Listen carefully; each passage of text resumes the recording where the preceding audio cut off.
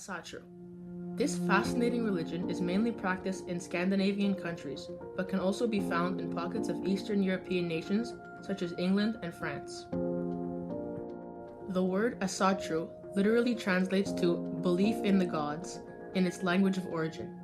The polytheistic faith does not believe in the God of the Abrahamic religions, but rather in their own set of deities, several of the main ones being Odin, Thor, and Tyr.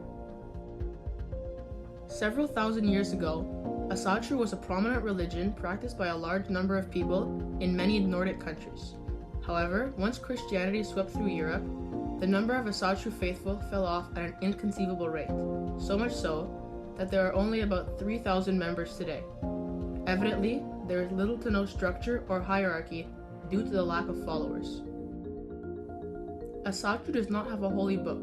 Its followers are educated about the tellings of the religion through ancient texts and myths. Epics such as Edis and the Havamal contain the folklore that practitioners follow and believe in so deeply. When it comes to ceremonial clothing, attire composed of linen is the most traditionally acceptable. The holy fabric pays tribute to the religion's goddesses, as it encompasses their feminine strength. Respect towards women is one of Asatru's leading principles. As for holy symbols, alcohol is an encouraged beverage during ritual practice, as its liveliness is representative of the religion's spirituality.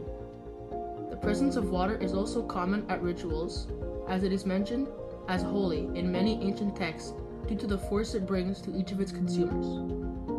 The meanings may seem far-fetched, yet obscurity has surrounded this religion ever since it reappeared in Denmark in the 1970s.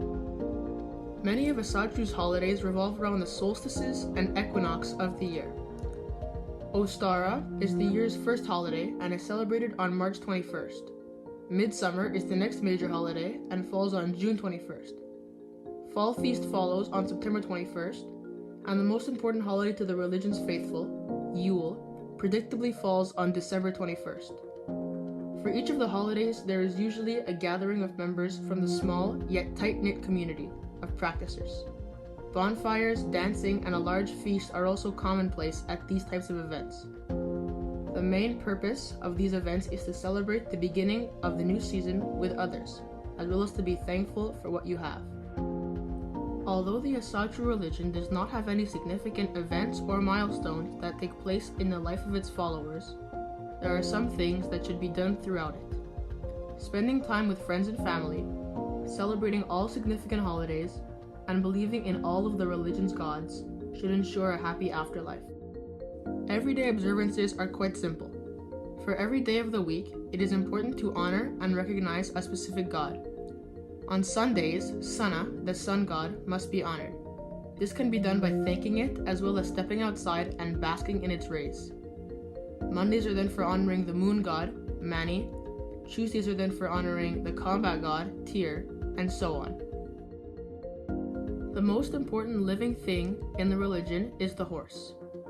It is seen as one of the strongest creatures on earth, and even back in the ancient times, the sacrifice of a horse was deeply frowned upon, as it was viewed as a holy animal.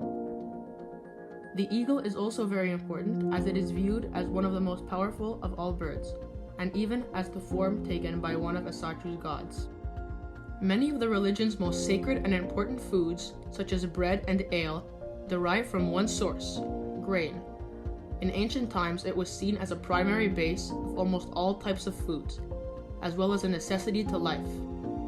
It is also mentioned as holy in many ancient texts and is therefore today still one of Asatru's most sacred elements. The monetary sacrifices made by members of the religion are truly subjective to the desires of each individual, as there is no holy text to indicate anything of this sort. On that note, several interesting facts about Asatru include that it originated in Iceland and was part of the Old Norse religion, as well as the fact that the gods are not divine, nor judgmental of humans. Thank you.